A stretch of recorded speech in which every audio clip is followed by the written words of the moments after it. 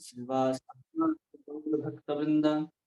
हरे कृष्ण कृष्ण कृष्ण हरे हरे, हरे राम राम राम हरे हरे। गुरुवे गौरचंद्राय राधिकाय तदाले, कृष्णाय कृष्ण भक्ताय तद्भक्ताय नमो नमः। हरे कृष्णा। आप सभी वैष्णवों का, भक्तों का इस भागवत संघ में बहुत बहुत स्वागत है, अभिनंदन है। हम लोग श्रीमद् भागवतम के अंतर्गत प्रथम स्कंद के ऊपर कुछ चर्चा करने का प्रयास कर रहे हैं, कुछ समझने का प्रयास कर रहे हैं। इसमें हम लोग अध्याय 6, जिसमें नारद जी अपने बचपन में उन्होंने कैसे साधना की, क्या क्या घटनाएं उनके बचपन में घटी और उनको नारद जी ने उन घटनाओं को किस तरह से अपने जीवन में अपनाया, इसके विषय में यहाँ पर नारद जी स्वयं वेद व्यास जी को बतला रहे हैं। और सबसे अच्छी बात क्या है कि नारद जी के साथ जो भी घटनाएं घट रही हैं उन सबको नारद जी भगवान की कृपा को मानते हैं कि उसमें भगवान की कृपा है। सबके ऊपर भगवान की कृपा होती है, लेकिन कई बार होता है कि हम उस कृपा को समझ नहीं पाते और हमें लगता है कि हमारे ऊपर कृपा नहीं हो रही है जैसे बाकियों में हो रही है। वास्तव में कृपा क्या है? कृपा है कि आपका भजन में मन लगने लग जाए, कृष्ण में रुचि आने लग जाए। ये भगवान की सबसे बड़ी कृपा मानी जाती है। बहुत बड़े पद पे हो, बहुत ज्यादा धन हो, ऐश्वर्य हो, ये भगवान की कृपा नहीं है, ये माया की कृपा है जो आपको यहाँ पर बांध करके रखना चाहती है। वो सब माया देती है। लेकिन भगवान क्या देते हैं? भगवान यहाँ से निकालना चाहते हैं, इसलिए आपको अपनी भक्ति देते हैं। कृपा रूपी रस्सी डालते हैं, हरिनाम रूपी रस्सी है, उसको पकड़ करके हमें भगवान तक जाना है।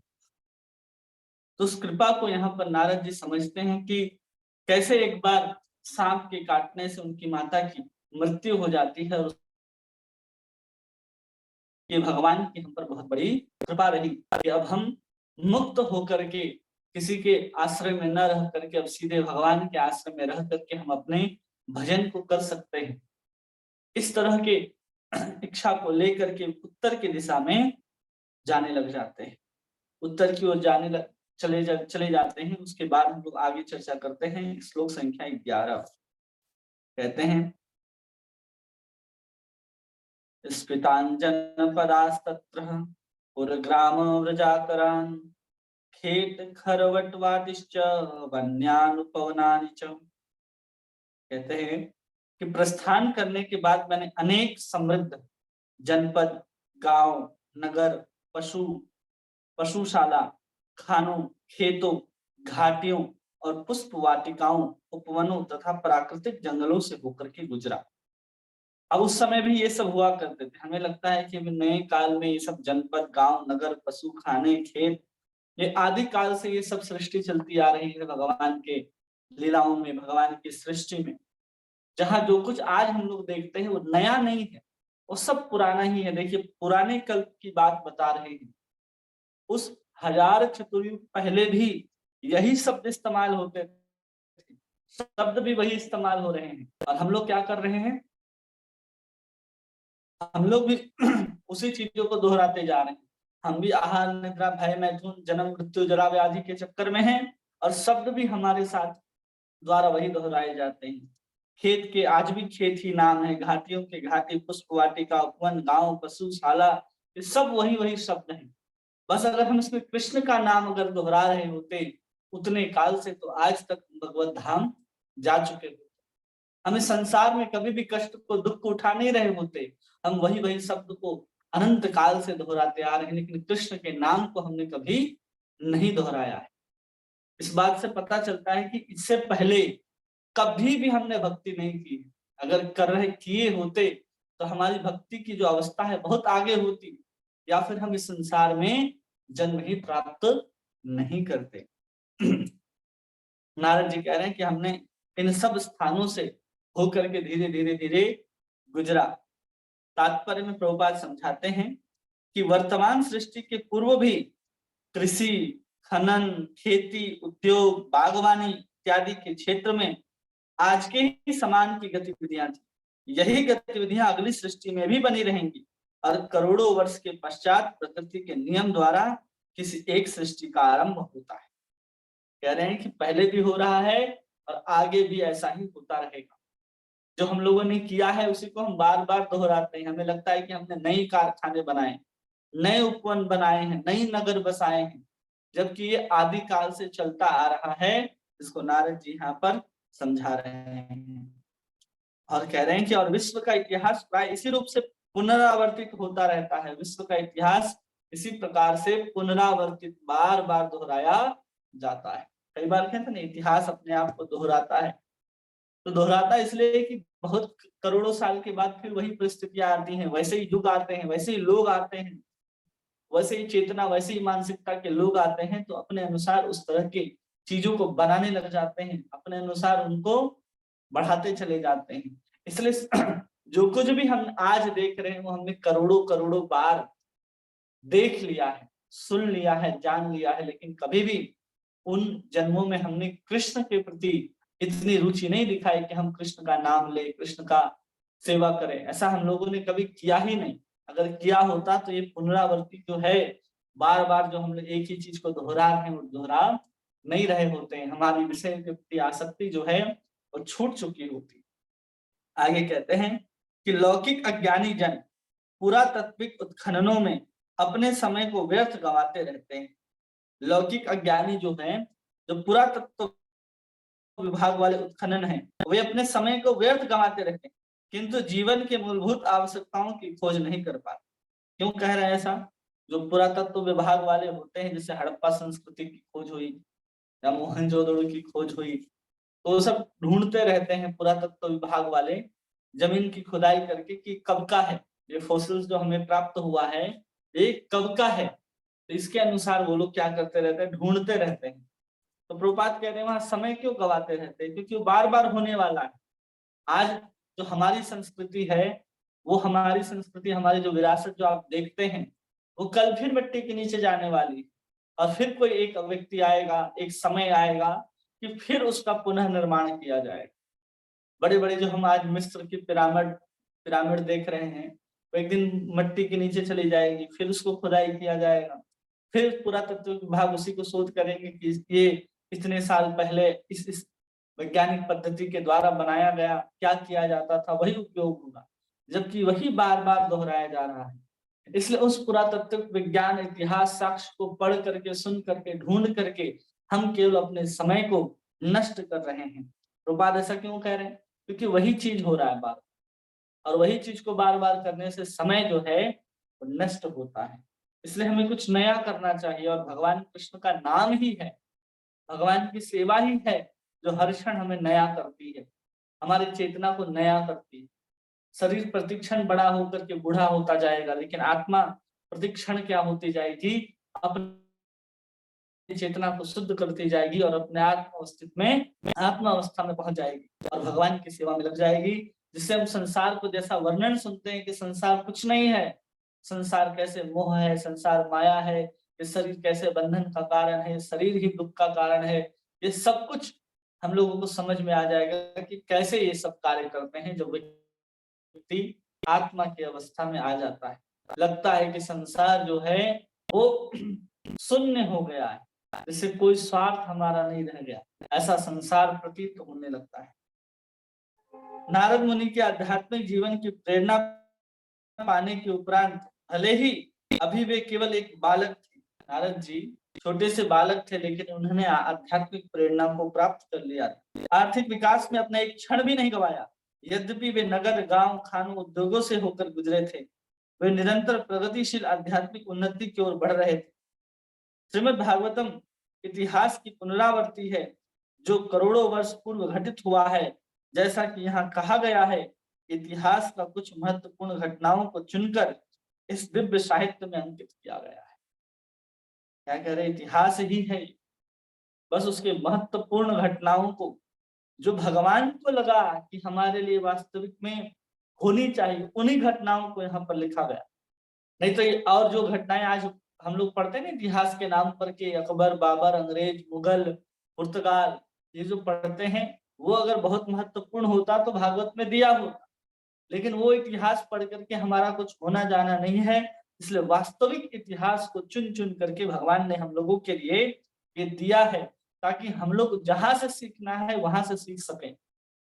इसलिए हम लोगों को भागवतम के पुराण को, इतिहास को पढ़ करके समझना चाहिए कि कैसे हमारे पूर्ववर्ती आचार्यों ने भगवान को प्राप्त किया है, कैसे वो आध्यात्मिक पथ पर प्रगति को प्राप्त किए हैं। ये सब जानने समझने के लिए हमें भागवत का ही शरण ग्रहण करना पड़ेगा। तो नारद जी बताते हैं कि कैसे मैंने उन सब गांवों से होकर के गुजरा, और प्रभुपाद बताते हैं उन गांवों से होकर के, नगरों से होकर के गुजरने के बाद भी नारद जी ने कभी आर्थिक विकास के बारे में चिंता नहीं की। वो हमेशा किस बारे में चिंता करते रहे? आध्यात्मिक प्रगति और भगवान के नाम के बारे में ही सोचते रहे। वो कभी भी आर्थिक विकास कैसे होगा, अरे यहाँ तो नगर है, यहाँ तो कारखाने हैं, यहाँ तो बड़े बड़े फैक्ट्रियां हैं, चलो यहाँ कुछ काम कर लेते हैं, ऐसा नारद जी के मन में नहीं आया। आगे कहते हैं, चित्र धातु विचित्रादि निभभग्न भुज भुज द्रुमान जलाशाय चिच्चला नीलनी सुरु सुरसेवितः चित्र सवने पत्र रथे भद्रभ्रारिश्रय भ्रमत भ्रमर श्रेय। कह रहे हैं कि मैंने सोने, चांदी, तांबे जैसे विविध खनिजों के आधारों से परिपूर्ण पर्वत तथा सुंदर कमलों से पूर्ण जलाशय से युक्त भूभाग को पार करता रहा, जो स्वर्ग के निवासियों के उपयुक्त थे और मदान्ध भौरों तथा चहचहाते पक्षियों से सुशोभित थे। क्या जगह था वो? उत्तर की ओर चलते जा रहे हैं नारद जी और कहते हैं कि हमने सोने, चांदी और तांबों की खदान देखे, पर्वत भी देखे, सोने और चांदी के पर्वत, जलाशय भरे हुए थे पानी से, सुंदर सुंदर कमल खिले हुए थे, उसके ऊपर भौरे गुंजार कर रहे थे। इन सबको वो देख रहे थे और उन सबको पार किया। फिर आगे कहते हैं, नलवेनु सरस्तंभ कुशिकीचक्रिहरम एक एवाति यतो हमद्राक्ष विपिनम महत् घोरम प्रतिभायकारम व्यालुलोक शिवो शिवाजनम। और जानवरों के बारे में कहते हैं कि तब मैंने अनेक जंगलों से होकर अकेला गया, जो नरकटों, बांसों, सरकंडों, कुसों, खरपतवारों तथा गुफाओं से परिपूर्ण थे, जिनमें अकेले निकल पाना कठिन था। मैंने अत्यंत सघन, अंधकारपूर्ण तथा अत्यधिक भयावने जंगल देखे, जो सर्पों और उल्लियों तथा सियारों की क्रीड़ा स्थली बने हुए थे। इस तरह के जंगलों को देख रहे हैं जहां पर कोई जाने से भी घबराता है, कोई अकेले पार नहीं कर सकता, लेकिन नारद जी कह रहे हैं कि मैंने वैसे जंगलों को पार किया है। और प्रभुपाद समझाते हैं कि किसी भी परिवारक आचार्य का यह कर्तव्य होता है कि वह समस्त जंगल, पर्वत, नगर, ग्राम आदि का विचरण करते हुए भगवान की सृष्टि की विविधता का अनुभव करे। क्या होता है? कर्तव्य होता है। परिवारक आचार्य होते हैं, कौन होते हैं? जो संन्यास ग्रहण कर लेते हैं। हमारे संस्था में जितने भी सन्यासी हैं वो सब परिवारक आचार्य कहलाते हैं, जो एक स्थान से दूसरे स्थान तक घूम घूम करके प्रचार करते हैं और एक स्थान में 7 दिन से ज्यादा नहीं ठहरते। ऐसे नियम होता है कि वो किसी गृहस्थ के घर नहीं ठहर सकते, बहुत दिनों तक एक ही स्थान पर नहीं रह सकते, उनको अलग अलग स्थान पर जाकर के प्रचार करना होता है। तो यहाँ प्रभुपाद जी कह रहे हैं कि वो नगर, पर्वत, नगर, ग्राम सब जगह घूमे और प्रकृति की विविधताओं का अनुभव करे। ये कर्तव्य होता है एक परिवारक आचार्य का। ईश्वर के प्रति, सृष्टि की विविधता का अनुभव करें, ईश्वर के प्रति श्रद्धावान बने, मन में दृढ़ता लाए, साथ ही साथ लोगों को ईश्वर के संदेश से प्रबोधित कराए। कह रहे हैं कि अगर अकेले घूमेगा तो क्या होगा? धीरे धीरे भगवान के प्रति श्रद्धावान होगा कि चलो हम इस जंगल में रह रहे हैं, हम इस एकांत में रह रहे हैं जहाँ दूर दूर तक कोई नहीं है, फिर भी भगवान की कृपा से हम सुरक्षित रहेंगे।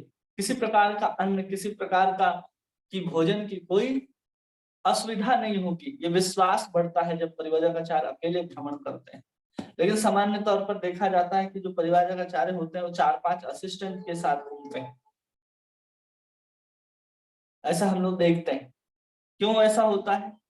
क्योंकि जितनी सुविधा आज सन्यासी लेकर के घूमते हैं, वास्तव में उतनी सुविधा एक सन्यासी को नहीं मिलनी चाहिए। लेकिन फिर भी अगर वो प्रचार करते हैं, तो दुनिया की सारी सुविधाएं अगर उनको दे दी जाए, तो इसमें किसी प्रकार का कोई दोष नहीं है, यदि वो सब जगह घूम घूम करके लोगों को कृष्ण भावना का उपदेश दे रहे हैं। और साथ ही साथ उनको भगवान के प्रति विश्वास होना चाहिए, लेकिन लोगों का भगवान के प्रति विश्वास देखने को कम मिलता है। कई बार क्या होता है कि लोग सब घर छोड़ करके आते हैं, जो ब्रह्मचारी होते हैं वो घर छोड़ करके आते हैं, धोती को फाड़ते हैं, फिर कॉपिन बना करके पहनते हैं, और उस कॉपिन को जहां पर सुखाते हैं, वहां पर किसी और ने अगर अपना कॉपिन सुखा दिया, तो उस कॉपिन के सुखाने की वजह से उन घर छोड़े हुए ब्रह्मचारियों के ऊपर झगड़ा हो जाता कि आपने यहाँ पर मेरा कॉपिन सुखाया हुआ था, आपने अपना कॉपिन क्यों सुखा दिया। वो घर छोड़ करके, पढ़ाई छोड़ करके, इतने बड़े बड़े पढ़ाई छोड़ करके आते हैं और इस चक्कर में फंस जाते हैं कि यहाँ पर कॉपिन हमारा सूख रहा था, तुम्हारा नहीं। तो लोग क्या छोड़ करके आते हैं और क्या प्राप्त करने के लिए आते हैं और कहाँ अटक जाते हैं, ये समझने वाली बात। इतनी बड़ी पढ़ाई भौतिक सृष्टि में लाखों रुपए लेकर के कोई डॉक्टर इंजीनियरिंग की पढ़ाई करता है, और वो सब कुछ घर तक छोड़ करके, घर के मोह माया ममता को छोड़ करके व्यक्ति मंदिर में आता है, और मंदिर में आने के बाद तो कॉपिन के चक्कर में अटक जाता है कि यहाँ पर कॉपिन हमने सुखाई थी। कोई अपने पद के लिए अटक जाता है कि नहीं, हम यहाँ से इतने दिन तक प्रचार कर रहे थे, तो हमारा स्थान यही है, हमारे पिताजी ने लिखवा दिया, ऐसा लगता है हम लोगों को कि वो स्थान हमारा है।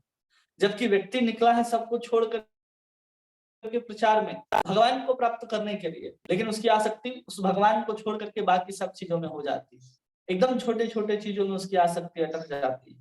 वैसे ही जो बड़े लोग हो जाते हैं, थोड़ा जो प्रचार से ऊपर उठ जाते हैं, वे लोग क्या करते हैं, बड़े बड़े मठ मंदिर बनाना शुरू करते हैं, और अपने घर को छोड़ करके आए, परिवार को छोड़ करके आए, और सन्यासी के रूप में वो अनेक शिष्य पुत्र के रूप में बनाते चले जाते हैं, अनेक मंदिर को घर के रूप में बनाते चले जाते हैं। ये क्या है कि हम एक भटकाव की ओर भटक जाते हैं, जब हम अपनी पूर्ण चेतना और पूर्ण समर्पित जो है भगवान के प्रति नहीं रखते। इसलिए प्रभुपाद लिख रहे हैं यहाँ कि परिवारक को एक जगह से दूसरी जगह जाते रहना चाहिए। एक जगह रहेगा तो उसके स्थान से मोह हो जाएगा कि अरे हम तो 10 दिन से रह रहे थे, 8 दिन से रह रहे थे। इससे अच्छा है कि वो घूमता रहे, कि संसार की माया उसको एक जगह बिठा ना सके। कहते हैं ना, बहता पानी और रमता जोगी वही शुद्ध हो सकता है, वही पीने योग्य हो सकता है। जो सन्यासी एक ही जगह बैठा है सालों से, उसकी कोई योग्यता नहीं रह जाती, वो शुद्ध नहीं रह जाता, कहीं ना कहीं उसके मोह, कहीं ना कहीं उसकी ममता अटक जाती है उनके सेवकों में, उस स्थान के प्रति या फिर उनकी गतिविधि के प्रति ये अटक जाता है। परिवारचार्य को कभी भी एक स्थान पर बहुत देर तक नहीं रहना चाहिए, जो प्रभुपाद यहाँ पर समझा रहे हैं। और हम कैसे अटक जाते हैं, सब कुछ छोड़ करके आते हैं और छोटी छोटी चीजों पे अटक जाते हैं। जो गृहस्थ हैं उनको लगता है कि अब हम क्या करेंगे, अब हम क्या करेंगे, अब हम क्या करेंगे, हमें भगवान की भक्ति करनी चाहिए, करनी चाहिए। तो गृहस्थों के अंदर जो है ना वो लालसा, यानी हमारे पास उस तरह का समय नहीं है, लेकिन हम बहुत चाहते हैं भजन करना, वो श्रेष्ठ है। कि आपके अंदर भजन करने की इच्छा बनी रहे, ये बहुत श्रेष्ठ है। लेकिन आप सब कुछ छोड़ करके आ जाएंगे भजन करने और फिर भजन नहीं हो, तो वो तो दुर्दशा है। इससे अच्छा है कि गृहस्थ में रह करके या फिर अपने काम में रह करके हमें क्या करनी चाहिए, हमें भगवान के प्रति भक्ति करने का प्रयास करना चाहिए। रोना चाहिए कि अरे हम नहीं कर पा रहे जितना हमें करना चाहिए, हम नहीं कर पा रहे हैं हमें जितना करना चाहिए। इसलिए जितने भी ब्रह्मचारी हैं, सन्यासी हैं, उन सबको इस बात का ध्यान रखना चाहिए कि हम किस लिए आए हैं मंदिर में, हम किस लिए बड़े बड़े संस्थानों में हैं या मठ में हम लोग रह रहे हैं। भगवान की सेवा के लिए, तो हमें भगवान की सेवा को ही प्राथमिकता देनी है। लेकिन हम लोग प्राथमिकता भगवान को तो देते ही नहीं, लेकिन भगवान के नाम पे सब काम करते हैं। जो आपको वर्तमान दृष्टि से अगर आप देखेंगे तो आपको देखने के लिए मिल रहा होगा, जिसमें यहाँ प्रभुपाद जी लिखते हैं कि उनका क्या कर्तव्य होना चाहिए और क्या करना चाहिए। इसके बाद लिखते, भय रहित होकर सभी खतरों का सामना करना सन्यासी का कर्तव्य होता है। ये हम नहीं बोल रहे, जो कुछ भी लिखा है इधर लिखा है, इसलिए हम बता रहे हैं। और वर्तमान युग के सबसे विशिष्ट सन्यासी भगवान चैतन्य हैं। और चैतन्य महाप्रभु सबसे विशिष्ट सन्यासी, जिन्होंने मध्य भारत के जंगलों में यात्रा की और शेरों, भालुओं, सर्पों, हिरणों, हाथियों तथा जंगल के अन्य पशुओं को भी भक्त बनाया। चैतन्य महाप्रभु जंगलों से होकर के गुजरा करते थे। उनके साथ एक शिष्य रहा करता था जिनका नाम था बलभद्र भट्टाचार्य। वो उनके लिए जंगल के कंद मूल ढूंढ करके लाते थे। महाप्रभु के स्नान के लिए पानी गर्म करते थे, उससे स्नान करते थे। कभी कभी चैतन्य महाप्रभु नदियों में स्नान करते थे और गांव से पहले रुक जाते थे या गांव के बाद रुकते थे, ताकि गांव में जाएंगे अगर चैतन्य महाप्रभु तो बहुत भीड़ लग जाए। तो चैतन्य महाप्रभु भीड़ लगाने के लिए नहीं जाते थे, चैतन्य महाप्रभु प्रचार करने के लिए जाते थे। रात्रि होता था, गांव के पहले ही जंगल में निवास करते थे। किसी साधु, किसी वैष्णव के घर में जाकर के चैतन्य महाप्रभु नहीं रुकते थे जब जंगल से होकर के वृंदावन की यात्रा कर रहे थे। बाकी जगह जब जब उन्होंने यात्रा की है, जैसे दक्षिण भारत में देख ले, इलाहाबाद में देख ले, बनारस में देख ले, बनारस में तपन मिश्र के यहाँ चैतन्य महाप्रभु रुका करते थे बहुत लंबे समय तक। इलाहाबाद में वल्लभाचार्य के यहाँ रुका करते थे। और ऐसे बहुत सारे लोग हैं बनारस में जहाँ चैतन्य महाप्रभु भोजन करने के लिए जाया करते थे। उसके बाद दक्षिण भारत देखेंगे तो वहां पर गोपाल भट्ट गोस्वामी के पिताजी वेंकट भट्ट, उनके यहाँ पर चैतन्य महाप्रभु बहुत समय तक रुके। तो ऐसे बहुत विशिष्ट भक्तों के यहाँ ही चैतन्य महाप्रभु रुकते थे। ऐसे वो गांव के जंगल के बाहर ही रहा करते थे और हर व्यक्ति को कृष्ण का उपदेश देते थे। जो भी दिखता था वो कृष्ण भक्त बन ही जाता था। एक ही बार में चैतन्य महाप्रभु का दर्शन हुआ और वो भक्त बना, इसमें कोई भी संदेह नहीं होता था। और कह रहे हैं इस कलयुग में सामान्य व्यक्ति के लिए सन्यास वर्जित है। कलयुग में जो सामान्य लोग हैं उसके लिए सन्यास वर्जित है। जो केवल गेरुआ चोला पहनकर अपना दिखावा है वह मौलिक आदर्श सन्यास के समान नहीं होता है। जो केवल गेरुआ वस्त्र पहन लिए, एक ही जगह एकदम पालथी मार करके बैठे हैं, वो कुंडली लगा करके बैठे हैं, वो सन्यासी नहीं हो सकता। कहा गया है कि केवल गेरुआ चोला पहन करके दिखावा करता है वो मौलिक आदर्श सन्यासी के समान नहीं है। उसे इधर उधर घूमना चाहिए। अब यहाँ नारद जी 5 वर्ष की अवस्था में घूम रहे हैं, लेकिन लोग सन्यास लेकर के 50 वर्ष की अवस्था में भी इतना प्रयास नहीं करते। अगर प्रयास करते तो प्रचार बहुत अधिक होता। लोग प्रचार करते भी नहीं है और करने भी नहीं देते। आज की स्थिति तो ऐसी बनी हुई। फिर भी मनुष्य को चाहिए कि सामाजिक संबंधों को तोड़ने का व्रत ले और केवल भगवान की सेवा में ही जीवन बिताए। कि सामाजिक बंधनों को तोड़े और भगवान की सेवा में ही समय बिताए। वेश बदलना तो एक औपचारिक मात्र है, वेश बदलना तो केवल एक औपचारिक मात्र है। चैतन्य महाप्रभु ने सन्यासी का नाम स्वीकार नहीं किया था। चैतन्य महाप्रभु ने सन्यासी का नाम स्वीकार नहीं किया था, उन्हें चैतन्य महाप्रभु ही कहते थे।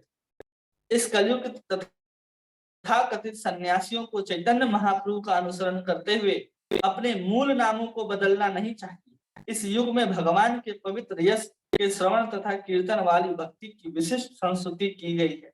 जो व्यक्ति गृहस्थ जीवन छोड़ करके संन्यास व्रत ग्रहण करता है उसे नारद मुनि या चैतन्य महाप्रभु जैसे परिव्राजकाचार्यों का अनुकरण न करके किसी तीर्थ स्थान में बैठकर सारा समय वृंदावन के सत गोस्वामी जैसे महान आचार्यों द्वारा संकलित पवित्र शास्त्रों के एवं कीर्तन में व्यतीत करना चाहिए।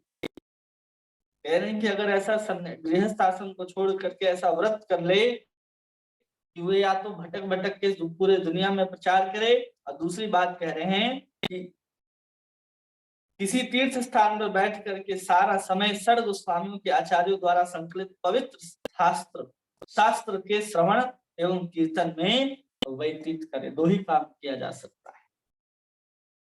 इसलिए बहुत बड़े बड़े जो साधु होते हैं जो उस अवस्था को प्राप्त कर गए, बहुत दुनिया में उन्होंने घूम करके प्रचार किया और अंत में वो क्या करते हैं, वृंदावन में आकर के आराम से भजन करते हैं भगवान का, सुंदर सुंदर शास्त्रों का अध्ययन करते हैं, श्रवण करते हैं और अपने जीवन को अंत काल तक वहीं रखते हैं और फिर वहां से भगवत धाम को जाते हैं। पूरी दुनिया वो घूम करके आते हैं, प्रचार करके आते हैं। वो नारद जी का अनुकरण कर लिए, उन्होंने चैतन्य महाप्रभु का अनुकरण कर लिया। आजकल के अगर सन्यासी की बात कही जाए तो चैतन्य महाप्रभु पूरे भारतवर्ष में भ्रमण किए, लेकिन उनके जो बहुत सेनापति भक्त जो प्रभुपाद ने तो पूरी दुनिया में भ्रमण किए। सोचिए कितना औदार्य था प्रभुपाद जी के अंदर की। एक केवल भारत वर्ष में ही चैतन्य महाप्रभु ने प्रचार किया, वो कहीं अन्य देश नहीं गए। लेकिन उनके जो शिष्य आए, उनके जो अनुकरण करने वाले जो उनके सेनापति भक्त प्रभुपाद आए, उन्होंने पूरी दुनिया में कृष्ण भावना भावित का आंदोलन चलाया और पूरी दुनिया में 12 बार उन्होंने पूरी धरती की परिक्रमा की और 108 मंदिर उन्होंने स्थापित किया और लोगों को कृष्ण भक्त बनाया है। तो भक्त जो होते हैं वो भगवान से ज्यादा करुणामय होते हैं, उनसे ज्यादा औदार्य महावादान्य जो होते हैं वो कौन होते हैं? उनके भक्त होते हैं। इसलिए चैतन्य महाप्रभु के ही जो अनुयायी हैं आगे चलकर के उन्होंने जो प्रचार किया है, चैतन्य महाप्रभु की प्रेरणा से, चैतन्य महाप्रभु की शिक्षा को ही आगे बढ़ाया है। अपने औदार्यता के कारण वो भारत भूमि को छोड़ करके अन्य देश, अन्य धरती पे जाकर के भी बहुत सुंदर तरीके से लोगों को कृष्ण भगवान का भक्त बनाते चले गए। इसलिए प्रभुपाद जी के हम लोगों को ऋणी होना चाहिए कि प्रभुपाद जी ने हम लोगों के लिए क्या क्या नहीं किया है, कितने सारे कष्ट उठाए, तब जाकर के सुंदर भागवत के तात्पर्य को हम लोग पढ़ पा रहे हैं। अलग अलग स्थानों में जाकर के हम लोग प्रभुपाद जी के बारे में जब चर्चा करते हैं, सुनते हैं, कहीं मंदिर प्राप्त होता है, कहीं भक्त प्राप्त होता है, उनकी कृपा से हमें भक्ति प्राप्त होती है, तो हम ऋणी किसके हुए? प्रभुपाद जी के ही ऋणी हुए, चैतन्य महाप्रभु।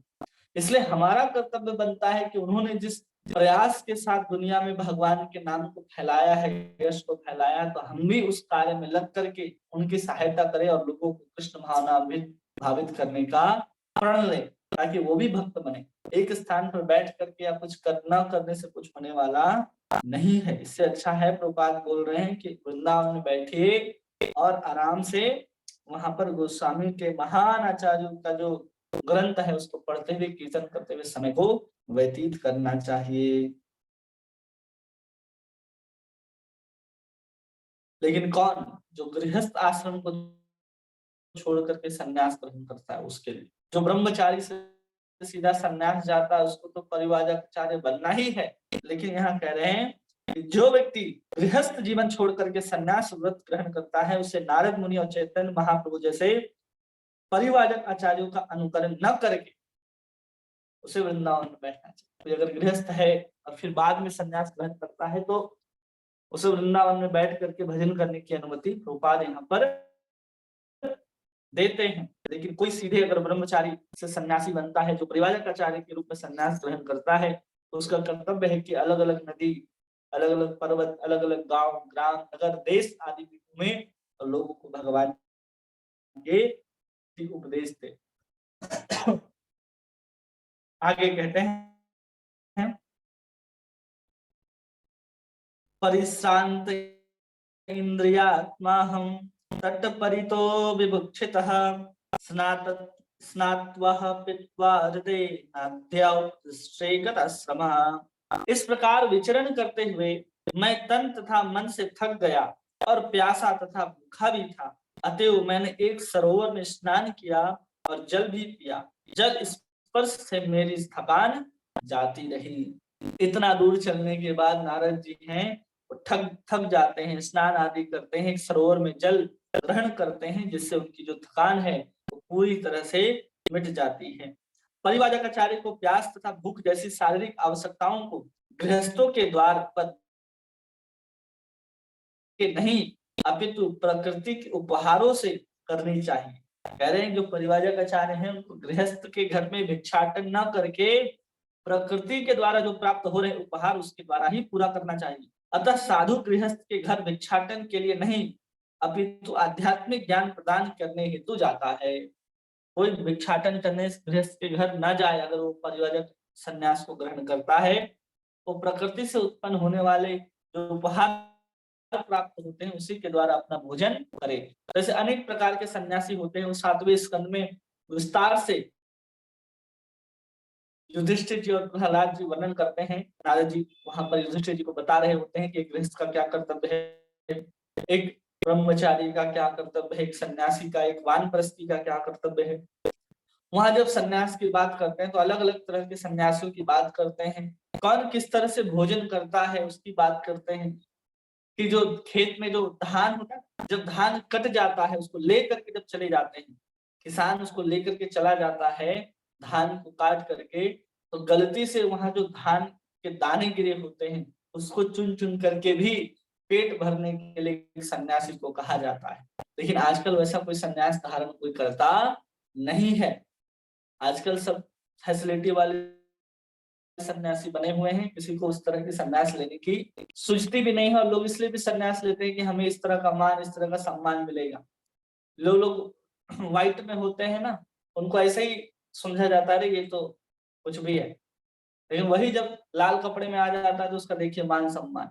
कई लोग तो मान सम्मान के लिए ही गेरुए वस्त्र धारण करते हैं, और कई लोगों को लगता है नहीं अब इससे भी काम नहीं चल रहा है, तो क्या आप करते हैं फिर सन्यास धारण कर लेते हैं डंडा लेकर। अब उनका मान सम्मान सब बढ़ जाता है। पहले जब सैफरन में थे तो ट्रेन तक कोई लेने के लिए नहीं आता था, जब वो सन्यास धारण कर लेता है तो तुरंत वहां पर गाड़ी आती है, सब कुछ होता है, सब फैसिलिटी उसको मिलते हैं। आजकल लोग इसलिए गृह ब्रह्मचारी और सन्यास का वस्त्र धारण कर रहे हैं। सन्यास धारण करना अलग, लेकिन लोग वस्त्र धारण कर रहे हैं केवल। ब्रह्मचारी सन्यासी एक अवस्था है, एक स्टेज है, वो एक जहां व्यक्ति सन्यास मतलब होता है त्याग, जहां सब कुछ उसने त्याग दिया है।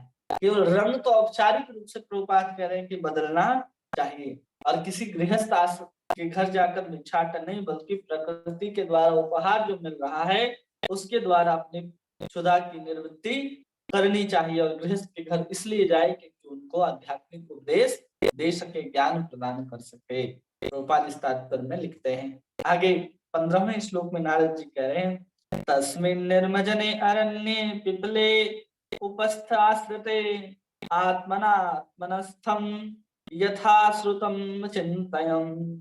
इसके बाद उस वीरान जंगल में एक पीपल वृक्ष की छाया में बैठकर मैं अपनी बुद्धि से अपने अंतःकरण में स्थित परमात्मा का वैसा ही ध्यान करने लगा जिस प्रकार मैंने मुक्त आत्माओं से सीखा था। अब पहुंचते हैं कहा नारद जी, एक सुंदर विशाल पीपल के वृक्ष के नीचे बैठते हैं नारद जी, और उस पीपल के वृक्ष के नीचे नारद जी बैठ करके अपनी बुद्धि के द्वारा अपने हृदय में अवस्थित परमात्मा स्वरूप चतुर्भुज भगवान का जो स्वरूप है, जो हृदय में बैठे रहते हैं, शंख चक्र गदा पद्म धारण किए हुए रहते हैं हमारे हृदय के अंदर।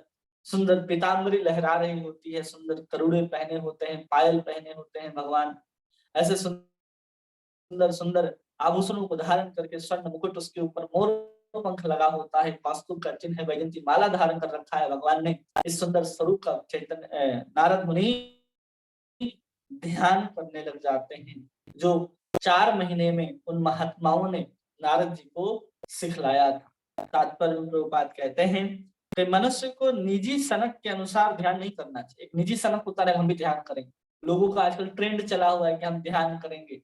लोग ऋषिकेश जाते हैं कि हम ध्यान करेंगे, आराम से बैठेंगे।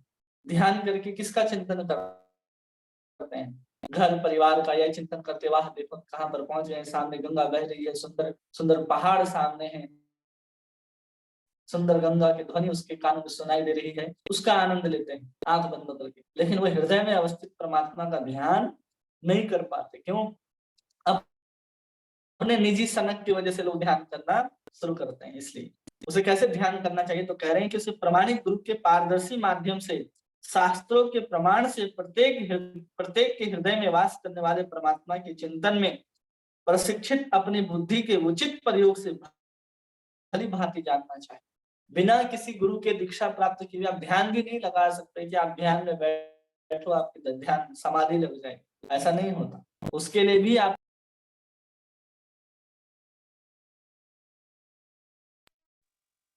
तब जाकर के आप सुंदर जो आपके हृदय में परमात्मा विराजमान है उसका दर्शन कर सकते हैं, और उन्हीं की कृपा से आप सबके हृदय में जो वो परमात्मा विराजमान है आप उनका दर्शन कर सकते हैं, अन्यथा आप उनका दर्शन भी नहीं कर सकते हैं। इसलिए हमको इस बात का ध्यान होना चाहिए कि हम अपने सनक के अनुसार कुछ करने न लग जाएं। सबके लिए हमें क्या चाहिए? भगवान की कृपा ही चाहिए और गुरु की कृपा ही चाहिए। आगे कहते हैं कि यह चेतना उन भक्तों में अच्छी प्रकार विकसित होती है जो अपने गुरु के आदेशों के अनुसार भगवान की प्रेममयी सेवा करते हैं। जो गुरु के आदेश के अनुसार सेवा करते हैं उनके अंदर ये चेतना अच्छी तरह से विकसित होती है।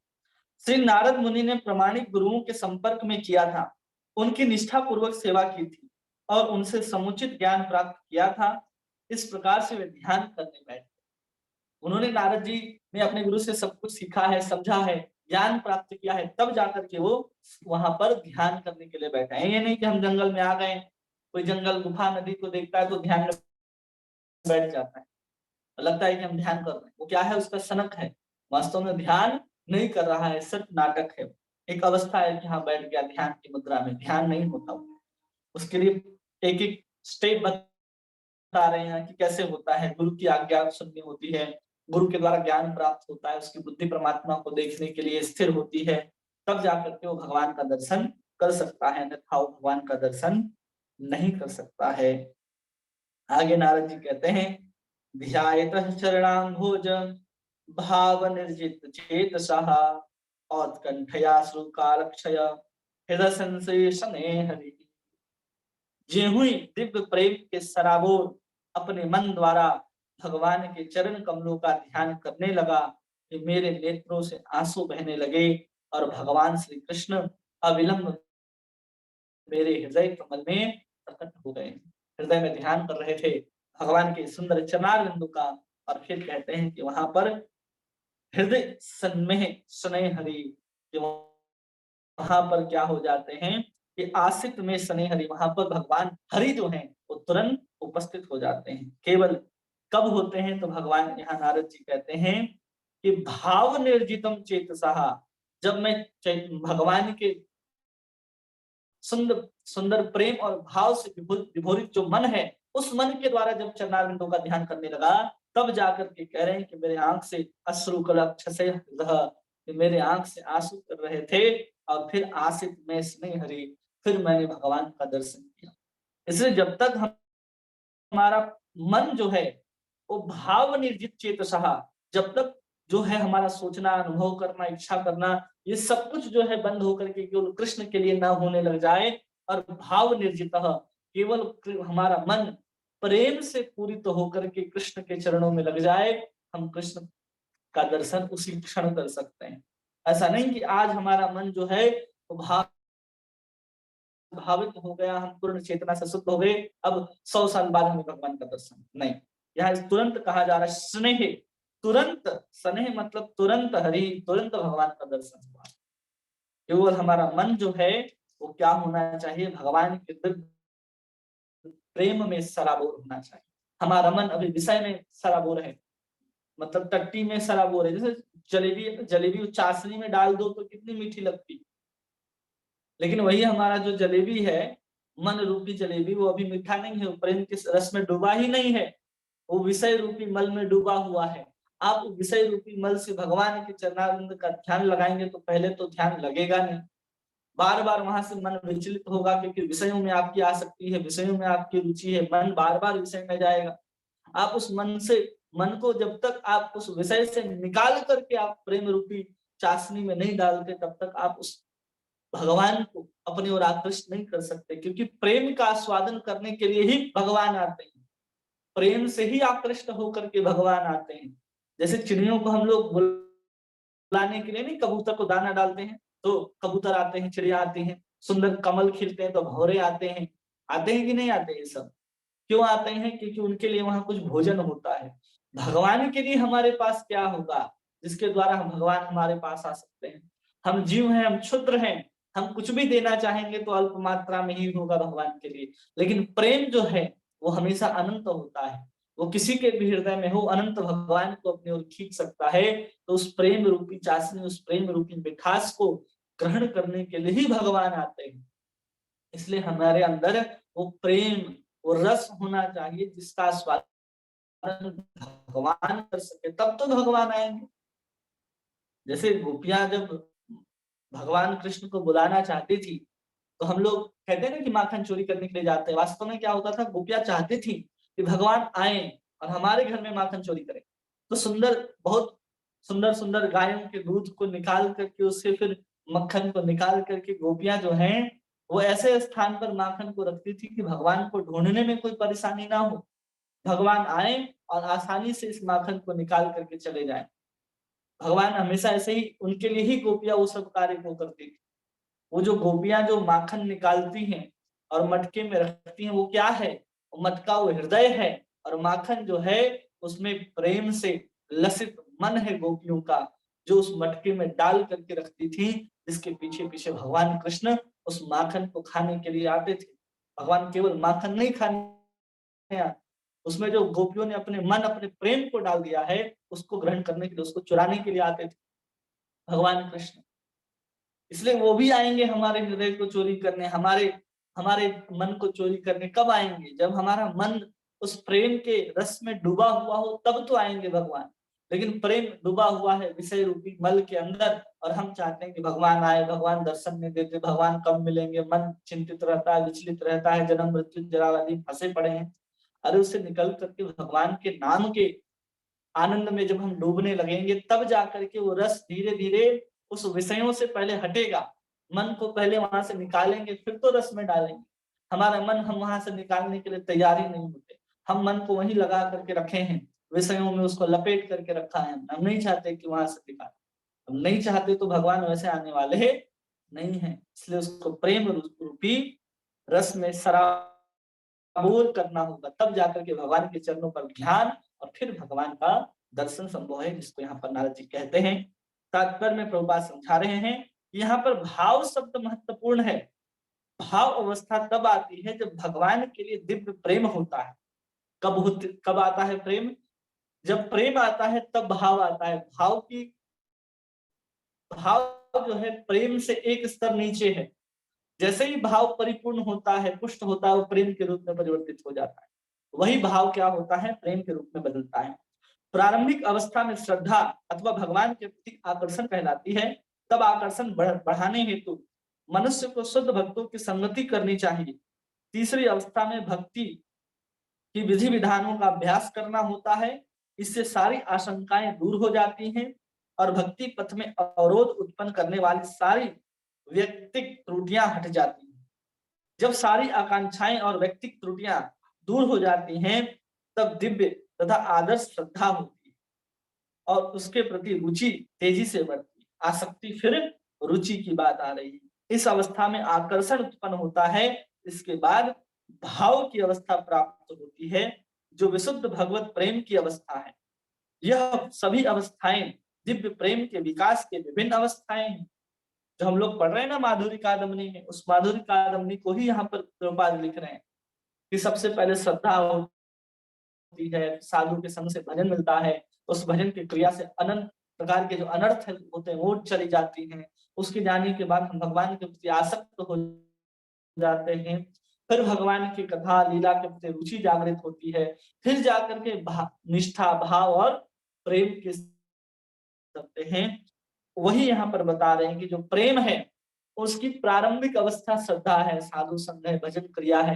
ये सब अभी शुरुआत की सीढ़ियां हैं, और जब हम ऊपर चढ़ जाएंगे तो हम भी भावना से भावित हो जाएंगे, तो हम भी कृष्ण का दर्शन कर सकते हैं। इसलिए हम लोग उस ग्रंथ का अध्ययन इतनी रोचकता पूर्ण और इतने श्रेष्ठता पूर्वक करने और कराने का प्रयास कर रहे हैं कि लोगों को इस चीज का पहले ज्ञान हो जाए कि हमको करना क्या है। तब जब हम बाकी सिद्धांतों को समझेंगे तो उस सिद्धांत में हमें चलने के लिए बहुत आसानी हो जाएगी कि हमें करना क्या है। ये पता है कि हमें भगवान की उस प्रेमा भक्ति को प्राप्त करना है, और उसको कैसे प्राप्त करना है वो सब जब हम भागवत गीता रामायण ये सब पढ़ते जाएंगे तो हमारी बुद्धि हमेशा कहाँ जाएगी? उस भक्ति रूपी सिद्धांत के ऊपर दौड़ना शुरू करेगी। जब वो भक्ति रूपी सिद्धांत के ऊपर दौड़ना शुरू करेगी, तो जो आप ज्ञान ले रहे हैं भक्ति का, वो कहाँ पर दौड़ेगा? उस भक्ति के मार्ग में दौड़ना शुरू करेगा, जिससे वो ज्ञान भी जो है भक्ति के रूप में परिवर्तित होते जाएगी। और आप उसको ज्ञान को अर्जित करके जितना जल्दी आपको प्रगति करना चाहिए, आप उतना अपने अनुसार प्रगति कर सकते हैं, इस मार्ग में दौड़ सकते हैं। आपको जब मार्ग पता हो, पूरे वेद पुराण शास्त्र क्यों लिखे हैं? केवल भगवान का नाम लेने के, ठीक है। सबको पता चल गया हमें भगवान का नाम लेना है, फिर भी हम इतने सारे शास्त्रों का अध्ययन क्यों करते हैं? अपनी दृढ़ता लाने के लिए, कि हम उसमें दृढ़ हो जाएं। लेकिन हमें करना क्या है अगर पता चल जाए, तो हम शास्त्रों को उसी मार्ग में चला सकते हैं या नहीं चला सकते कि हाँ ये मार्ग है, इसमें चलना है। तो श्रद्धा से लेकर के प्रेम तक जो है वो हमारा मार्ग है, जिसमें हमको चलना है, जिसको हम लोग भक्ति कहते हैं, हमारा पथ है। और उस भक्ति में अवस्थित रहने के लिए हमें अलग अलग प्रकार के जो वेद पुराण शास्त्र दिए गए हैं उसको लेकर के इसी मार्ग में चलना है कि इसमें हमारी श्रद्धा कैसे पुष्ट होगी, उसको श्रवण करने से निष्ठा कैसे आएगी, ये ज्ञान सुन करके हम उसके प्रति और आसक्त कैसे होंगे कृष्ण के प्रति, वो फिर ज्ञान को हम वहां लगाते चले जाएंगे। कई बार क्या होता है कि हम पहले ज्ञान को रख लेते हैं और फिर हमें पता बाद में फिर अनुभव करते हैं, अरे ये ज्ञान तो इस काम में आएगा, ये ज्ञान हमें यहाँ पर रुचि बढ़ा रहा है, यहाँ ये ज्ञान हमारा यहाँ पर भाव वर्धित कर रहा है। फिर धीरे धीरे हम समझते हैं, लेकिन अगर हम इसको पहले अध्ययन करते हैं तो हम उन सब चीजों को आसानी से अपने जीवन में मिला सकते हैं और भक्ति में आगे बढ़ सकते हैं। इसलिए प्रभुपाद जी इस चीज को यहाँ पर लिख रहे हैं।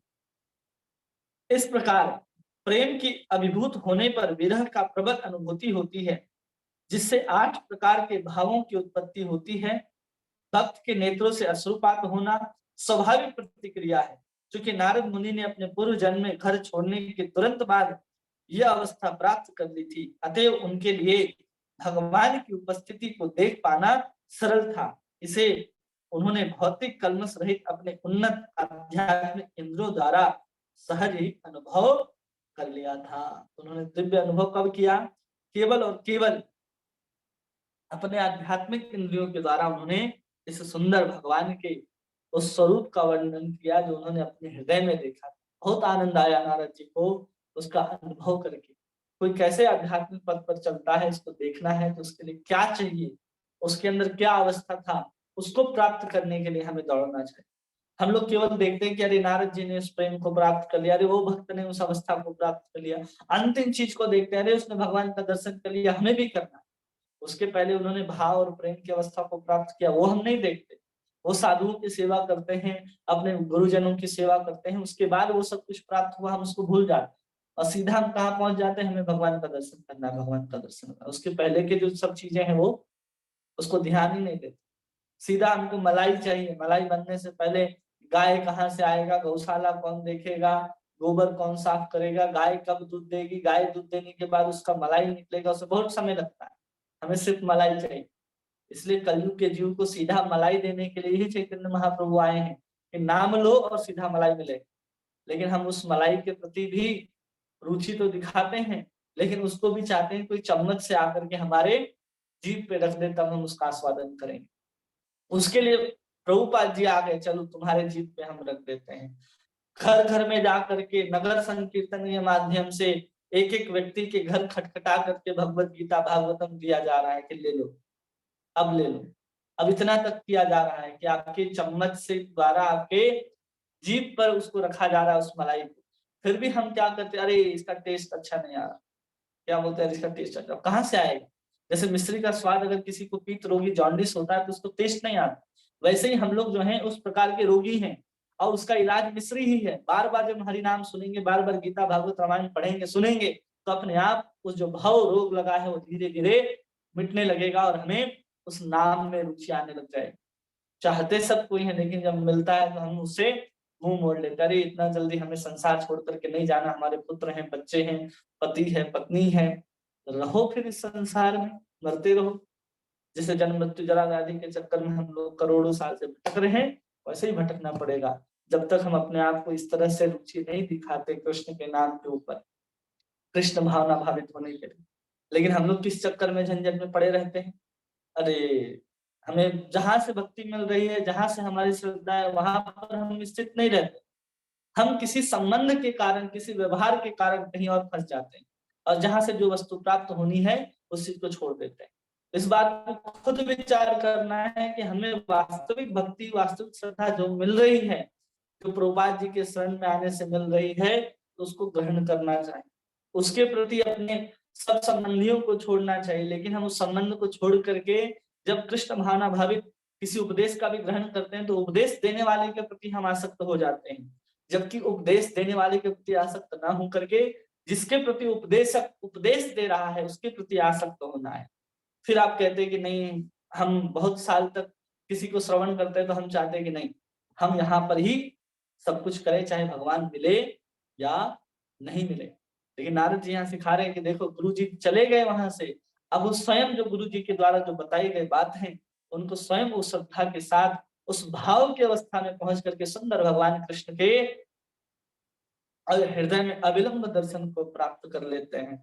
वही जिज्ञासा लालसा हमें लेकर के श्रवण कीर्तन करना चाहिए। जहां से भी श्रवण हो, जहां से भी हमें मिले, हमें श्रवण करना चाहिए, जिससे हमारी भक्ति बढ़े। ये सब करने और कराने का एकमात्र उद्देश्य है कि हमारे जीवन में भगवान आए, हम भगवान के प्रति इतने श्रद्धावान हो जाएं कि हमें भगवान के अतिरिक्त और कुछ दिखाई ही ना दे। वो चाहे जैसे प्राप्त हो, जहां से प्राप्त हो, हमें वो करने का प्रयास करना चाहिए। उसके लिए नहीं संकोच करना चाहिए कि अरे क्या होगा, कौन क्या कहेगा। अरे कुछ नहीं कहेगा, कोई कुछ नहीं कहता है। सब जगह भगवान को देने की जब प्रयास हो रहा है तो इसमें कोई विवाद, कोई झंझट है ही नहीं। आप कहीं से भी श्रवण कीजिए, हमें क्या होना चाहिए, भगवान के प्रति श्रद्धा जागृत होनी चाहिए। वही भागवत का पूरा संदेश है कि नारद जी ने वहां से सब कुछ प्राप्त किया है। और वही नारद जी कभी युधिष्ठिर जी को समझाने आएंगे, कभी मैत्री जी को समझाने आएंगे, कभी प्रहलाद जी के पास आएंगे, कभी ध्रुव जी के पास आएंगे। और नारद जी क्या कर रहे, सबको प्रचार कर रहे हैं, सबको भगवान को प्राप्त दान कर रहे हैं। सब लोग जितने भी हैं सबको भगवान प्राप्त हो जा रहे हैं। जहां जहां नारद जी कृपा करेंगे उन सबको भगवान की प्राप्ति हो जाएगी। इतना श्रेष्ठ है नारद जी। तो इसलिए हम नारद जी के दिव्य संदेशों को सुन रहे हैं और नारद जी का ही साक्षात संग प्राप्त कर रहे हैं। जब उनकी कथा को हम लोग श्रवण कर रहे हैं तब। किन्हीं का कोई प्रश्न है जो आप पूछना चाहते हैं? कोई बात जो आपको ना समझ में आई हो?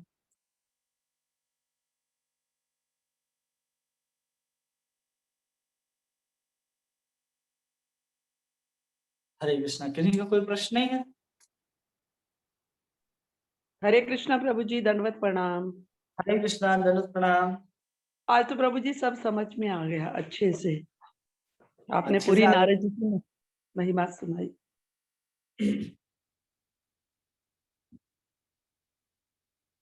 कोई प्रश्न नहीं है किन्हीं का? मीनू माता जी।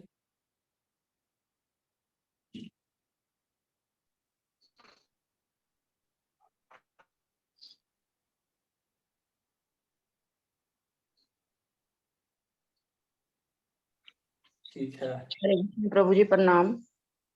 प्रणाम। हाँ जी, नहीं प्रभु जी, अच्छे से समझ आया जो आपने बताया है, जी, समझ आ गया। हाँ जी, ठीक है। और हरे कृष्णा, दंडवत प्रणाम प्रभु जी। क्या हुआ?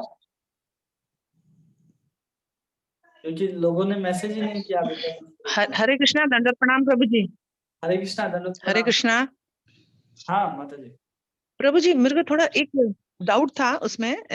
नारद जी का जो नारद शरीर जो प्राप्त होता, चौथा जन्म था ना? नहीं, अभी तो नारद जी जो है वो दूसरा ही जन्म में उनको प्राप्त होगा। एक 8वें स्कंद में एक और कथा आएगी जिसमें वसु कुमार की हम लोग कथा सुनते हैं। जब उनको श्राप मिलता है फिर दासी पुत्र होते हैं, तो तीसरा जन्म अगर उस आधार पर देखेंगे तो तीसरा जन्म होगा। लेकिन नारद जी यहाँ स्वयं बता रहे हैं कि मैं पिछले जन्म में दासी पुत्र था और इस जन्म में नारद हुआ। तो इस प्रामाणिकता के साथ हम लोग उसको दूसरा जन्म ही कहते हैं कि नारद जी को दूसरा जन्म ही प्राप्त हुआ। नारद जी वो अलग अलग कल्प की और घटनाओं को नहीं लेते हैं। जो नारद जी पिछले कल्प की बात बता रहे हैं और इस कल्प में नारद जी के रूप में आए, उसकी हम लोग यहाँ पर बात कर रहे हैं। और जो 8वें स्कंद में एक और कथा आती है नारद जी की, जब हम लोग वहां पर पहुंचेंगे तो इसके साथ उसका सामंजस्य बिठाया जाएगा कि कितने जन्म माने जाएंगे और वो कब की घटना है वहां पर लिखा है। ठीक है प्रभु जी। प्रभु जी, यात्रा हम लोग मायापुर जाने का कर रहे हैं, मायापुर, लेकिन वो है 15 के पहले हो जाए, फरवरी में फर्स्ट वीक में हो जाए तो ज्यादा अच्छा है प्रभु जी। 15 फरवरी के पहले। और जो वृंदावन जाना चाहते हो, क्या बोल रहे हैं? प्रभु जी वृंदावन तो जाएंगे। हमने प्लान बनाया था, सिस्टर के साथ बात हुई थी कि 10, 11, हाँ, 12 मतलब 15 के 10 से 15 के बीच में, वो भी यही बोल रहे थे क्योंकि प्रभु जी अभी फरवरी या वहाँ। जनवरी? हाँ जी, फरवरी में प्रभु जी। अच्छा, नहीं, जनवरी में, सॉरी, जनवरी में। जनवरी में। हाँ जी, जनवरी में। क्योंकि प्रभु जी ठीक है। उनका जो प्रोग्राम है ना दूर का, वो द्वारिका जी का है।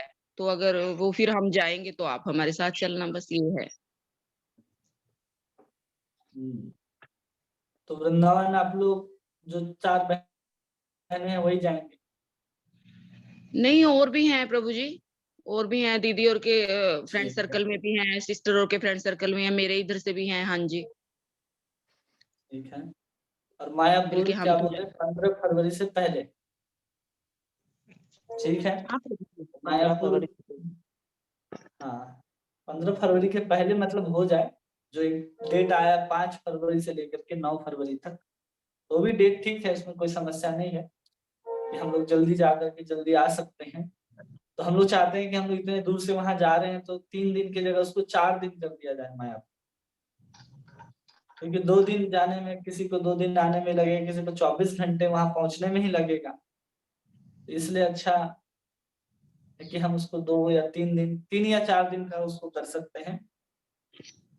तो सब अपने अपने डेट कम से कम बता दीजिए कि किस डेट में हम लोग जा सकते हैं। मायापुर हम चाहते हैं कि 5 से 10 फरवरी के बीच हम लोग वहां पर रहें, ठीक है। जी तो प्रभु। हम लोग 15 फरवरी के पहले वहां से आ सकते हैं। और आप वृंदावन की बात कर रहे हैं, तो वृंदावन की आप डेट बताएं, तो उस समय वृंदावन आपकी यात्रा हो जाए। ठीक है प्रभु जी, ठीक है, बात हो जाएगी उनसे तो फिर डिस्कस कर लेंगे आपसे। और मायापुर यात्रा जो है 5 फरवरी से लेकर के 9 फरवरी तक हम लोग रखते हैं, या फिर उस डेट को हम लोग देखते हैं, 1-2 दिन अगर आगे पीछे करना पड़े तो 15 फरवरी के पहले ही वो यात्रा हम लोग जा करके भी आ सकते हैं, ठीक है।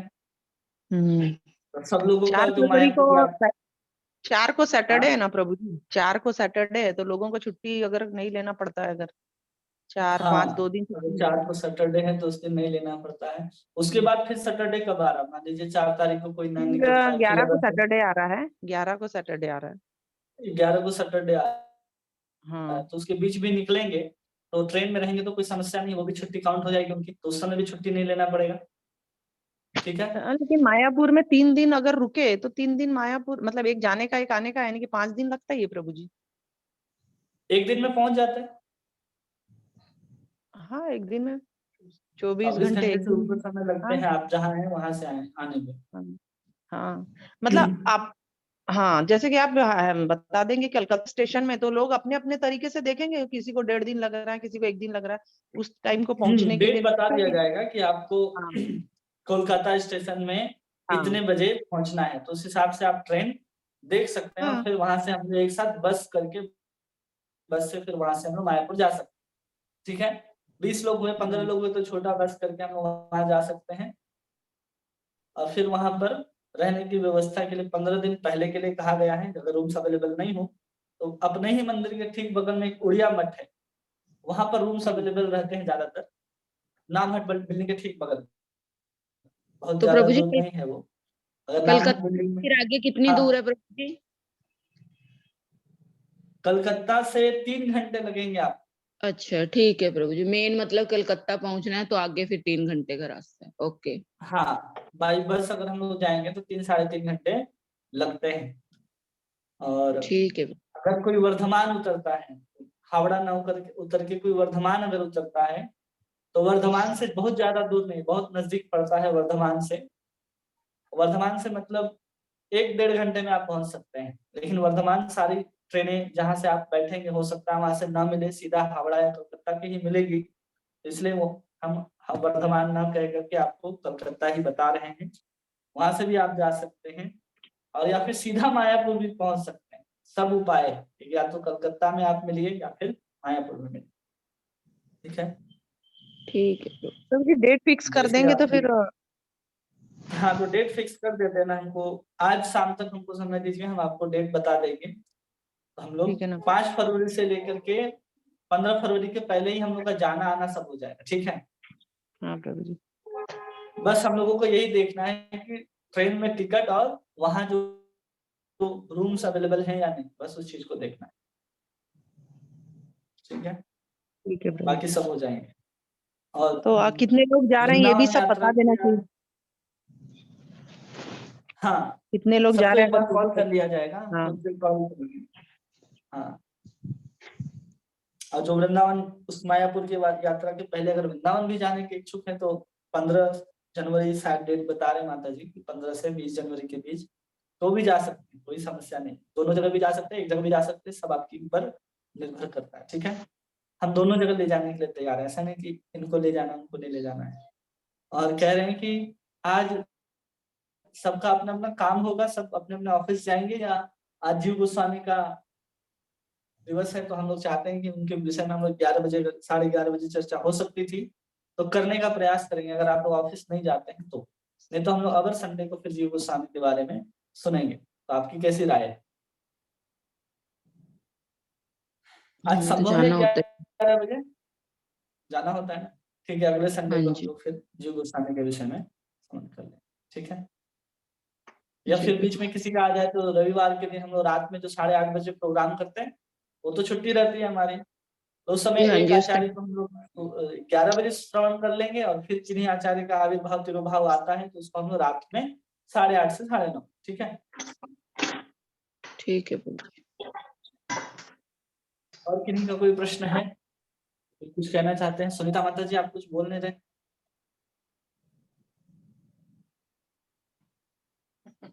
हरे कृष्ण प्रभु जी, दंडवत प्रणाम। दंडवत प्रणाम। ये प्रभु जी मायापुर जाएंगे हम लोग। हाँ, हाँ मायापुर जाएंगे प्रभु जी। वृंदावन भी हाँ चलेंगे सुनीता माता जी, वृंदावन भी चलो माता हमारे जी हाँ, साथ। वृंदावन भी जाएंगे, पर इस बार हाँ नहीं, अगली बार। क्या हमने नहीं माता जी, इसी बार चलना है आपको, ये कोई बात नहीं है।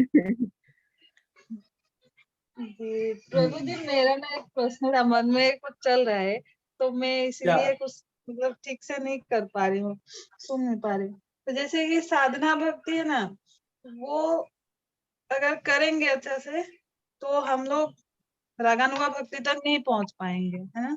हाँ, ऐसा कहा। साधना हाँ। भक्ति का ही 2 प्रकार है, रागानुगा भक्ति और ओ वैदिक अच्छा भक्ति। अच्छा, वेदी भक्ति सॉरी। वैदिक भक्ति हम लोग ठीक से करेंगे तो रागानुगा भक्ति को हम लोग प्राप्त कर सकते हैं, और रागानुगा भक्ति करेंगे तो हम लोग भगवान को आराम से प्राप्त कर सकते हैं। कर सबसे सकते हैं पहले प्रभु जी। वैदिक मेरा भक्ति प्रश्न में, है कि हाँ, साधना भक्ति क्या है वो बोल दीजिए, तो मेरा साधना नहीं हो रहा है अच्छा से। साधना भक्ति मतलब होता है कि अपने मन को जबरदस्ती भगवान के नाम में, कीर्तन में, श्रवण में लगाना, वो साधना भक्ति है। जिसके लिए व्यक्ति को साधना पड़ता है, प्रयास करना पड़ता है, उसी को साधना कहते हैं। जो व्यक्ति रियाज करता है, जो बड़े बड़े संगीतज्ञ होते हैं, सुबह उठ करके रियाज करते हैं, बहुत मेहनत करते हैं, जैसे बच्चे लोग उठ करके सुबह सुबह किसी चीज को बार बार याद करते हैं, वो साधना है। उसी प्रकार हम लोग क्या करते हैं, भगवान में अपने मन को लगाने के लिए नाम जप करते हैं, सुमिरन करते हैं, श्रवण करते हैं, सेवा करते हैं, ये सब कुछ साधना के अंतर्गत आता है, जिसमें हम लोग अपने मन को न चाहते हुए भी मन को हम लोग भगवान के चरणों में लगाने का अभ्यास करते हैं, जिसको हम लोग साधना कहते हैं। वही साधना भक्ति कहलाती है, जिसके 2 प्रकार होते हैं, या तो हम लोग डर से करेंगे, या तो हम लोग प्रेम से करेंगे। जो जी प्रेम से प्रभु जी, करेगा वो रागानुगा भक्ति, जो डर से करेगा। मेरा जो डेली का अभी रूटीन हम लोग है वो वैदिक मैं भक्ति बोल देती करते हूँ हैं। प्रभु जी। जैसे कि मंगला आरती करना है 4:30 बजे, माला करनी है, उसके बाद बुक्स पढ़नी है। ये सभी वैदिक भक्ति के अंदर आता है क्या प्रभु जी? हाँ, सब वैदिक भक्ति। वैदिक भक्ति और रागानुगा भक्ति में क्रिया का परिवर्तन नहीं होता, भाव का परिवर्तन होता है। वैदिक भक्ति में हम पहले क्रिया को अपनाते हैं कि हम चलो नाम ले रहे हैं, मन को लगाने का प्रयास कर रहे हैं। और रागानुगा भक्ति में होता है ना कि वही नाम जप करने में बहुत आनंद आता है, और वही मंगल आरती उठने में बहुत आनंद आता है। कहने पर लोग उठते हैं कि चलो 4 बजे उठ करके मंगल आरती करनी है, और जब भगवान से प्रेम हो जाएगा तो आप अपने से उठेंगे, चलो मंगल आरती करनी है, भगवान को उठाना है, जगाना है। बस उतना ही अंतर होता है, करना तो सब कुछ वही है। जो वैदिक भक्ति में करते हैं वही रागानुगा भक्ति में भी होता है। तो जैसे कि अगर जिनका साधना भक्ति मतलब अच्छा से हो रहा है, उनके अंदर वो जो सारे जो गुण बोले थे आप, 2 क्लेशाग्नि और एक था हाँ, वो सब आ सुविधा, वो जाते प्रकट होता हैं। है। हाँ, तो हम लोग कुछ नहीं कर रहे प्रभु जी। सब करने से होगा ना। जी वही एक जगह एक टेंशन बैठिए चल रहा और 16 माला जप करने का प्रयास कीजिए। सबसे यही है, जिसका भजन नहीं हो रहा है, जिसके अंदर ये सब नहीं दिख रहे हैं, तो प्रयास पूर्वक एक ही स्थान पर बैठ करके जब करने का प्रयास कीजिए, चाहे नींद आता हो, चाहे कुछ भी होता हो, और उसी टाइम में जब करने का प्रयास कीजिए जिसमें आपने अपने टाइम को निर्धारित कर रखा है। अगर आप कहते हैं कि हम 5 से 7 16 माला जप करते हैं, तो रोज आपको उसी टाइम पे बैठना है और बैठ करके ही जप करना है, तब साधना भक्ति होगी। ऐसे घूम घूम करके भजन करने से भक्ति नहीं होता है, इस चीज को ध्यान रखिए, ठीक है।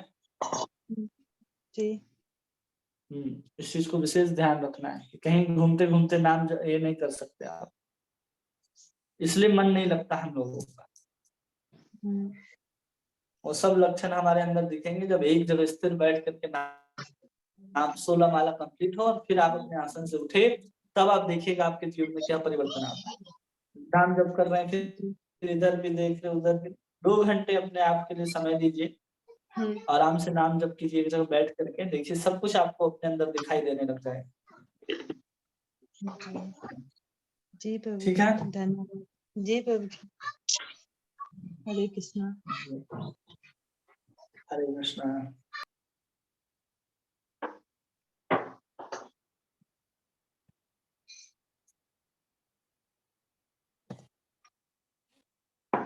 और किन्हीं का कोई प्रश्न है, कुछ कहना चाहते हैं यात्रा संबंधित या किसी विषय संबंधित कुछ प्रश्न हो? और बहुत ही जल्द फरवरी के महीने से हो सकता है हम लोग भगवत गीता एक बार फिर से अध्ययन करेंगे पूरा डिटेल में।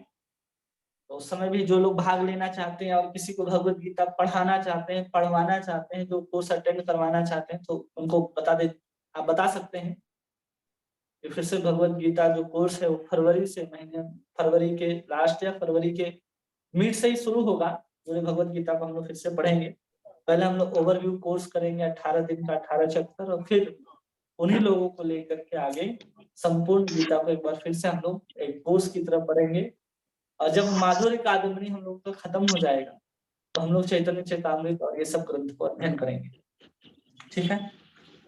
तो हम हरे लोगों का कृष्णा, रात्रि का दंडवत जो प्रणाम। समय रहेगा वही हरे कृष्णा, दंडवत प्रणाम। पर वो मैं अपने बच्चे लोग को मैं क्लास कराऊंगा, लेकिन कितना बजे टाइम उन लोग को देखना पड़ेगा। पर वो जो किस मुताबिक से टाइम होगा उस मुताबिक से यदि उन लोग को मिलता है तो फिर आपके द्वारा क्लास में उनको करवाऊंगा। पर ठीक है ना। और हरे कृष्ण। हम क्या कह रहे हैं, तो विनोद प्रभु आप वहां से मायापुर आ जाएंगे अपने उस देश से फरवरी में? पर वो वही बता रहे उन लोग को एग्जाम है, वो अब उन लोग डिसीजन एग्जाम का होगा तभी मैं आ सकता है। पर मैं उसके लिए एग्जाम भी कब है? रुका हूँ कि एग्जाम कब है? एग्जाम ठीक है, पर मैं बाद में डिसीजन करके बताता हूँ, क्योंकि उन लोग को भी बता रहा हूँ एग्जाम जो फिक्स नहीं पता चल रहा है। अच्छा ठीक है, समझ गया। और अभी एग्जाम में डिस्टर्ब भी करना अच्छा बात नहीं। अरे 10th और 12 में है तो डिस्टर्ब करना अच्छा नहीं है। वो एक 10th का है, एक 12th का है। प्रो तो डिस्टर्ब करना ही नहीं, तब ठीक आराम है से प्रो। हरे पढ़ने दीजिए। हाँ ठीक है। और हरे किन्हीं को कृष्णा कोई प्रभु जानकारी? जी, दंडवत प्रणाम। दंडवत प्रणाम। हम प्रभु जी 6 तारीख को हम जा रहे हैं गंगा सागर। 6 जनवरी। हाँ 6 जनवरी को प्रभु जी। चलिए ठीक है। तो मायापुर जाने के बात कह रहे हैं प्रभु जी, तो विनोद के परिवार यदि आएंगे तो हम भी साथ में आ जाएंगे प्रभु जी। हाँ जरूर आइए प्रभु जी तो गंगा सागर जा रहे हैं, आशीर्वाद दीजिए। एकदम पूरा पूरा आशीर्वाद है। तो प्रभु जी जैसे गाड़ी में रहेंगे, कहीं रहेंगे तो हम आपका तो प्रवचन सुनेंगे ही, लेकिन हाँ सुन जैसे सकते हैं ना। हाँ सर, हाँ प्रभु जी।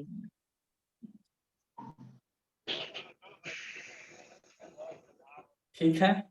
और किन्हीं का कोई बात सजेशन है, कुछ कुछ कहना चाहते हैं?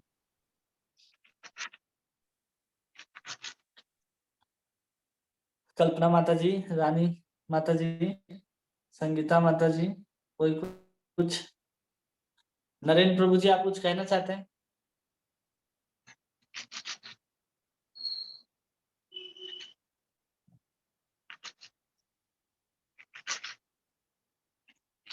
नहीं, ठीक है। हरे कृष्णा कृष्ण कृष्ण हरे हरे, हरे राम राम राम हरे हरे। वाञ्छाकल्पतरुभ्यश्च कृपा सिन्धुभ्यैव च पतितानां पावनेभ्यो वैष्णवेभ्यो नमः। अनंत कोटि वैष्णववृंद की जय। नामाचार्य श्री हरिदास ठाकुर की जय। श्री श्री राधा माधव अष्टसखी वृंद की जय। जगन्नाथ बलदेव सुभद्रा महारानी की जय। श्री गौर निताय भगवान की जय। ग्रंथराज श्रीमद् भागवत महापुराण की जय। जय श्रील प्रभुपाद की जय। जय निताय गौर प्रेमानंदे हरि हरि बोल। इस ग्रेट हरे बलभद्र कृष्ण। प्रभु की जय। धन्यवाद बोल। जय हरे कृष्णा, दंडवत प्रणाम प्रभु सब दंडवत भक्त लोग प्रणाम। को हरे और कृष्णा। प्रभु को हरि बोल। प्रणाम प्रभु जी। हरि हरे बोल। कृष्णा प्रभु जी, हरे दंडवत प्रणाम। कृष्णा, दंडवत प्रणाम प्रभु जी।